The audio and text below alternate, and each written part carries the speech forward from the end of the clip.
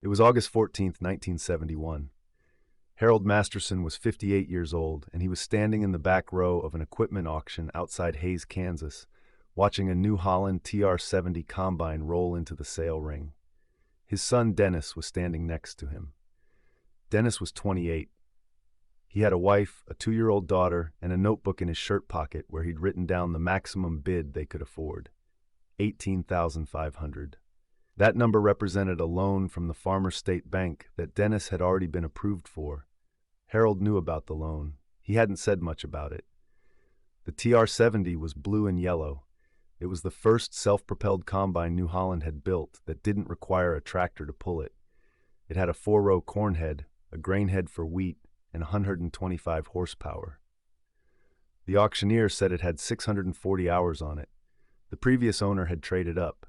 There was no rust. The tires were good. It started on the first pull. Dennis leaned toward his father and said, "We should be up front." Harold didn't move. The bidding started at $12,000. A man in a case cap raised his hand, then another man, then a woman Dennis didn't recognize. The price climbed quickly, $13,400, $15,200. Dennis looked at his father. Harold was watching the combine, not the bidders. At $16,800, the bidding slowed. There were only 2 people left. One of them was the woman. The auctioneer pointed at her and said, "16,800, do I hear 17?" Dennis raised his hand. Harold turned and looked at him. He didn't say anything, but Dennis lowered his hand. The woman got the combine for $16,800. The auctioneer moved on to a grain cart. Dennis walked back to the truck without speaking. Harold followed a few minutes later. They drove the 40 miles home in silence. That night, Dennis sat at the kitchen table with his wife Janet. She asked him what happened. He told her his father wouldn't let him bid. She asked why. Dennis said he didn't know. Harold Masterson had been farming since 1936. He was 23 years old when he started. His father had died the year before, and Harold inherited 480 acres of dryland wheat and a John Deere Model A tractor that burned oil. He married a woman named Edna in 1938. They had one son, Dennis, born in 1943. The farm survived the Dust Bowl years by accident. Harold's father had planted hedgerows in the 1920s, before anyone understood why that mattered. Those hedgerows kept the topsoil from blowing away in 1935. By the time Harold took over, the land was still intact. He spent the next 35 years keeping it that way. Harold didn't talk much about philosophy, but he operated by a rule he never said out loud. Don't borrow what you can't pay back in 2 bad years. That rule kept him out of trouble in 1953, when wheat prices collapsed. It kept him out of trouble in 1964, when a hailstorm took 60% of his crop. And it kept him cautious in 1971, when his son wanted to buy a self-propelled combine with money the farm didn't have yet. Dennis didn't see it that way. Dennis saw a machine that could cut 40 acres a day instead of 18. He saw a harvester that didn't need a tractor pulling it, which meant they could run 2 operations at once if they needed to. He saw progress. He saw a future where the farm could grow. Harold saw a payment book. The Mastersons ran a pull-type combine in 1971. It was a New Holland Model 975, built in 1963. Harold had bought it used in 1965 for $4,200, paid in cash. It required a tractor to pull it, which meant they had to use their New Holland 7710 for harvest instead of planting or baling. It was slower than a self-propelled machine. It broke down more often, but it was paid for. Dennis hated it. In the fall of 1971, they harvested 480 acres of wheat with the 975. It took them 19 days. A neighbor with a self-propelled International did his 600 acres in 11 days. Dennis watched him finish and felt something close to shame. He brought it up with his father once in October after the wheat was in the bin. They were greasing the 975 in the machine shed. Dennis said, "We could have been done a week earlier." Harold said, "But we're done." Dennis said, "We could do more acres." Harold said, "We don't have more acres."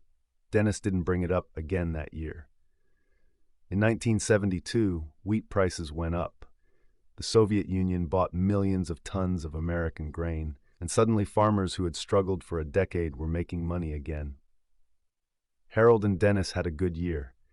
They paid off some small debts, bought a used New Holland 273 square baler, and put $11,000 in the bank. Dennis thought about the combine.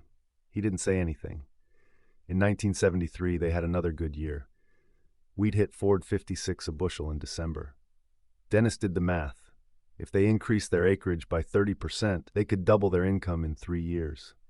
But they couldn't increase acreage without a faster combine. Harold still said no. By 1974, Dennis was 31 years old.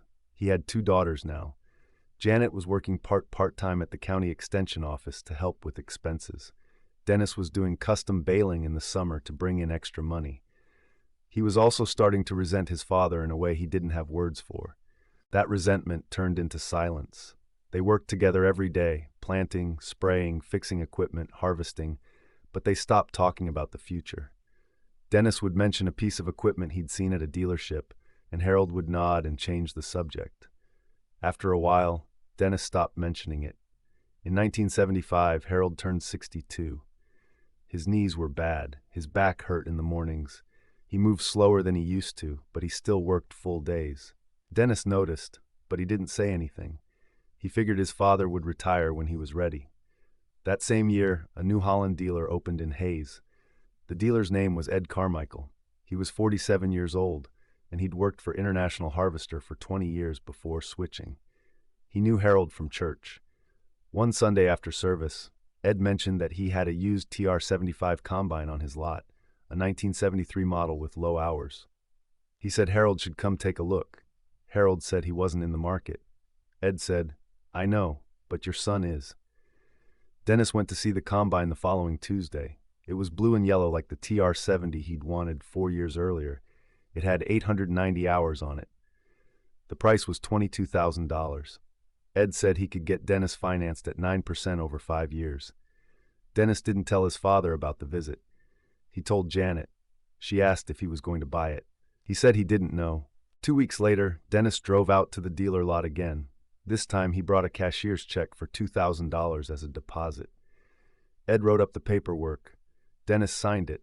The combine would be delivered in 10 days. He told his father that night. Harold was sitting in the living room, reading the Hayes Daily News. Dennis stood in the doorway and said, "I bought a combine." Harold looked up. He didn't say anything for a long time. Then he folded the newspaper and set it on the side table. He said, "With what money?" Dennis said, "A loan." Harold said, "How much?" Dennis said, $20,000, 5-year note. Harold stood up. He walked past Dennis into the kitchen and poured himself a glass of water. Dennis followed him. Harold drank the water, set the glass in the sink, and turned around. He said, "You just put a chain around this farm." Dennis said, "It's a good machine. We'll pay it off in 3 years." Harold said, "If we have 3 good years." Dennis said, "We've had 5 good years." Harold said, "And before that we had 10 bad ones." Dennis said, "Things are different now." Harold looked at him. He said, "No, they're not." The TR-75 was delivered on a flatbed trailer in early May 1975. Ed Carmichael drove it off the trailer himself and parked it next to the machine shed. Harold watched from the porch. He didn't come out to look at it. Dennis spent the next 2 weeks going over the machine, checking the belts, greasing the fittings, adjusting the concaves. It was in good shape. He was proud of it. He wanted his father to be proud of it too. But Harold never said a word about it. In June, they planted wheat. In July, Dennis did custom baling. In August, they harvested. The TR-75 performed exactly as Dennis hoped it would. They finished 480 acres in 11 days. It was the fastest harvest they'd ever had. Dennis thought his father would acknowledge it. He didn't. In September, Dennis made the first payment on the combine, $412. It was due on the 15th of every month for the next 5 years. He wrote the check and put it in the mail. He felt good about it. In October, wheat prices dropped. Not a collapse, just a correction, down from $4.10 a bushel to $3.50. It was still a decent price, but it was lower than the previous year. Dennis noticed. Harold didn't say anything. In 1976, they had an average year. Not bad, not great. They made the payments on the combine. Dennis took on more custom baling work to cover the gap. Janet picked up more hours at the extension office. They managed. In 1977, the wheat crop was poor. A late freeze in April damaged 30% of the stand. They harvested what they could, but the yield was low. Prices stayed flat. For the first time, Dennis had to dip into savings to make the September payment on the combine. He didn't tell his father, but Harold knew. In December of 1977, Harold had a heart attack. It was mild, but it scared him. The doctor told him to slow down. Harold said he would. He didn't. Dennis started doing more of the physical work, climbing into bins, lifting seed bags, crawling under equipment. Harold supervised. He still made the decisions, but his body wasn't cooperating the way it used to. By the spring of 1978, Harold was 65 years old, and he looked older than that. In May of 1978, the TR-75 broke down, a bearing seized in the feeder house. The part cost $340, and the labor cost another $180. Dennis wrote the check. He was 3 months behind on the combine payment by then. Ed Carmichael called in June. He didn't threaten anything. He just asked if everything was all right. Dennis said it was. Ed said the bank was asking questions. Dennis said he'd catch up by August. He didn't. In August of 1978, during harvest, the hydraulic pump on the TR-75 failed. The repair cost $650. Dennis didn't have it. He called Ed and asked if he could roll the repair into the loan. Ed said he'd see what he could do. He called back 2 days later and said the bank agreed, but it added 6 months to the loan term. Dennis signed the papers. He didn't tell his father about the extension.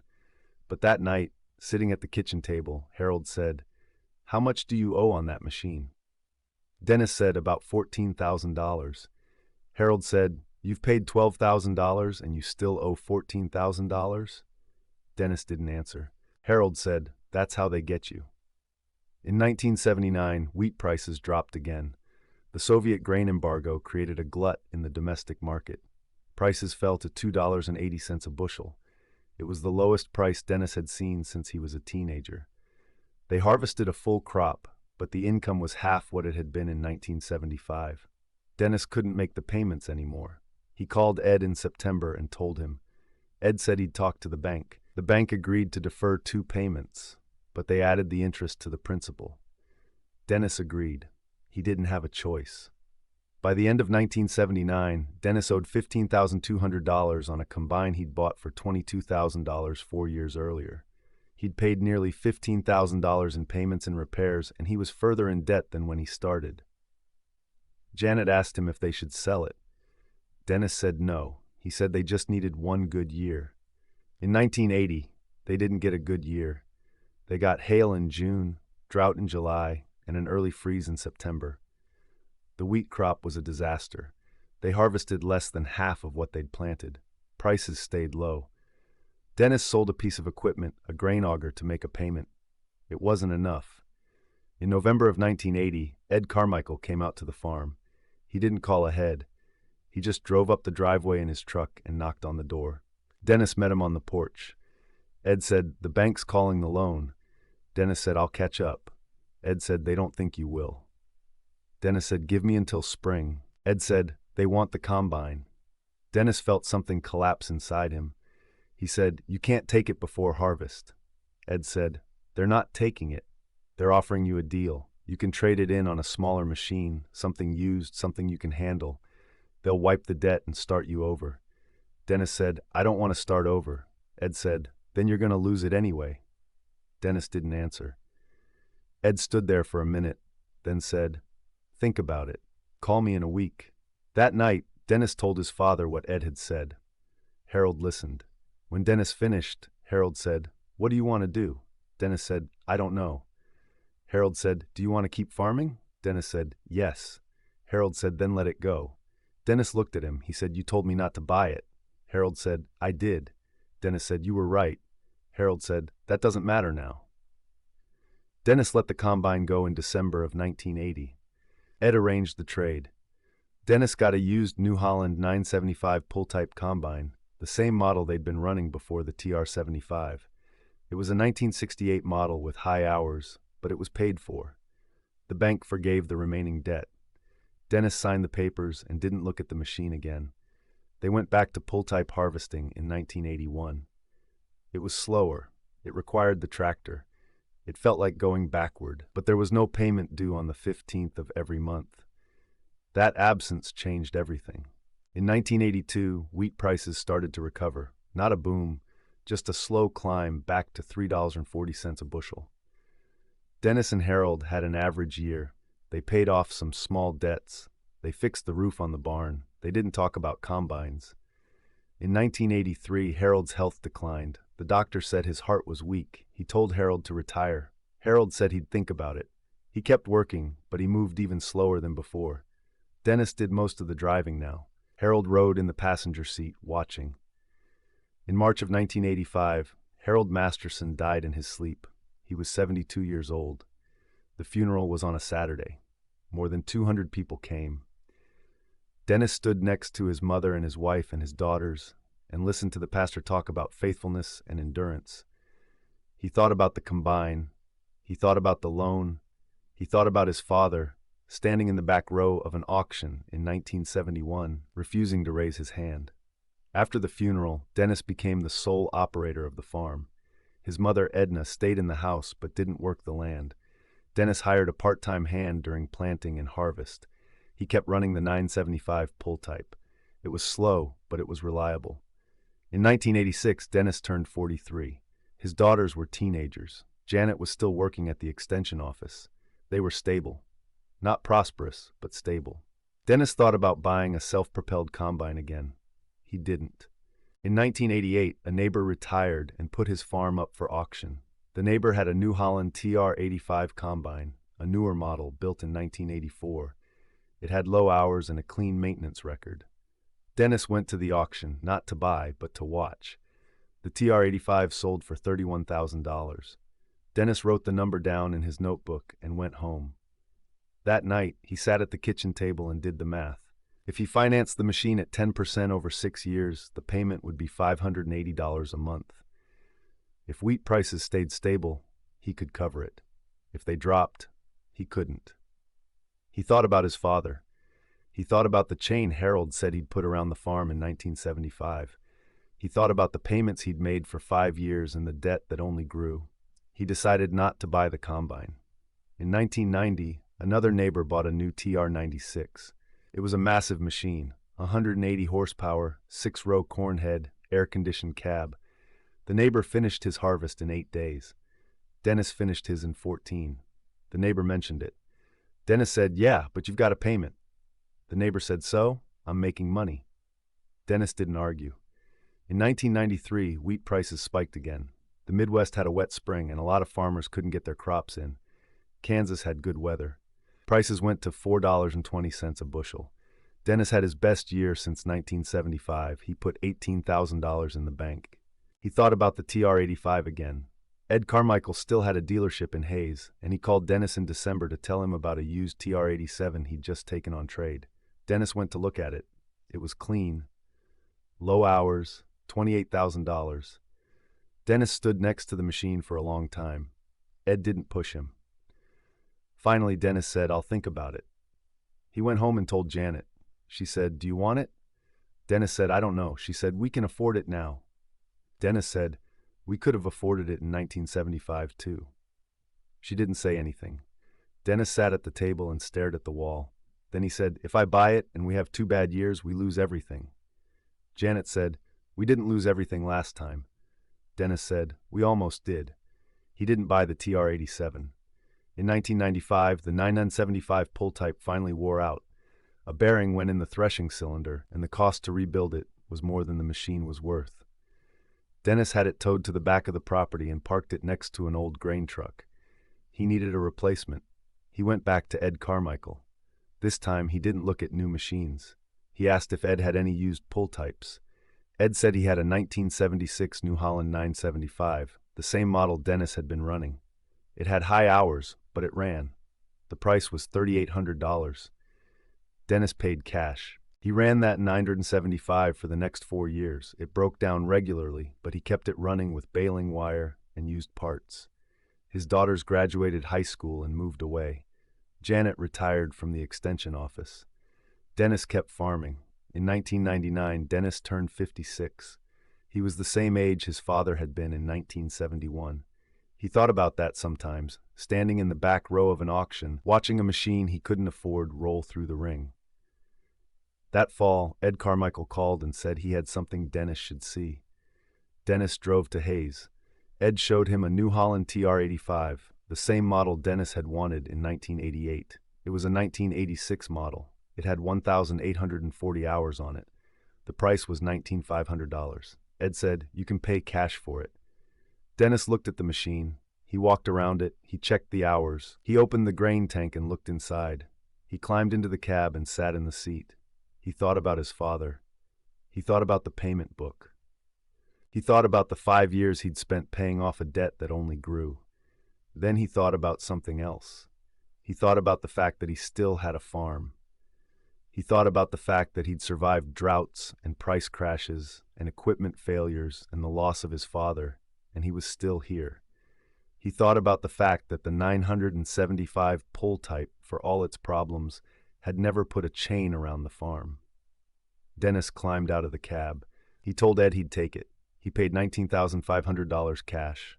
No loan, no payment book, no chain.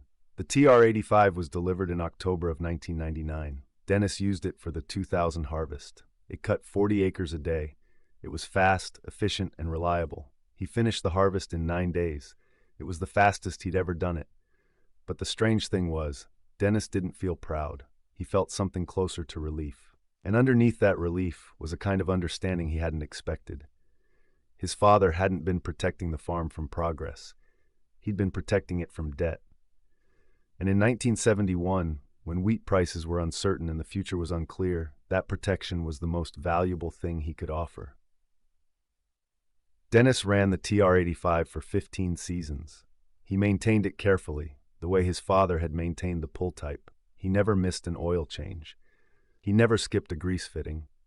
By 2014, the machine had 4,200 hours on it, and it still ran like it was new. In 2015, Dennis turned 72, the same age his father had been when he died.